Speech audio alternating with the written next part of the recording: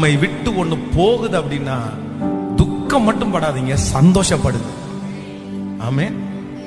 நம்மை விட்டு ஒண்ணு போகுதுன்னா நீங்க உண்மையா ஜெபம் பண்றீங்க தானே, கர்த்தரோட வாழ்றீங்க தானே, உங்களுக்கு ஒண்ணு கிடைக்கலையா, உங்களை ஒண்ணு விட்டு போகுதா, உண்மையிலே சொல்றேன் அது நன்மைக்கு தானே தவிர தீமைக்காக இருக்கவே இருக்காது.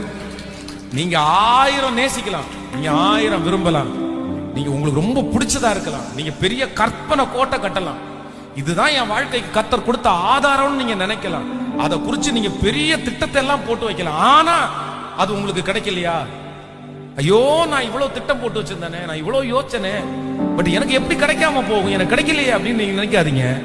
உங்களுக்கு கிடைக்காதது உங்களுக்கு நன்மை, உங்களுக்கு கிடைக்க போவது தான் உங்களுக்கு ஆசீர்வாதம். அதுதான் ஆண்டவர் உங்களுக்காக வச்சது. அதை குறிச்சு எனக்கு கிடைக்காததை குறிச்சு எனக்கு கவலை இல்லை.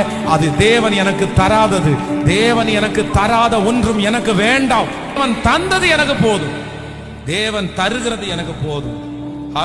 நீங்க 10 மடங்கு லாபம் நினைப்பீங்க, கர்த்தர் 100 மடங்கு லாபத்தை இன்னொன்னு வச்சிருப்பாரு. ஆமென். அது குறைவா இருந்தா கூட அதுல சமாதான கேடு இருக்கும், கர்த்தர் கொடுக்கறதுல சமாதானம் இருக்கும். அதனால என்னை விட்டு போனதை குறித்து நான் கவலைப்பட மாட்டேன். எனக்கு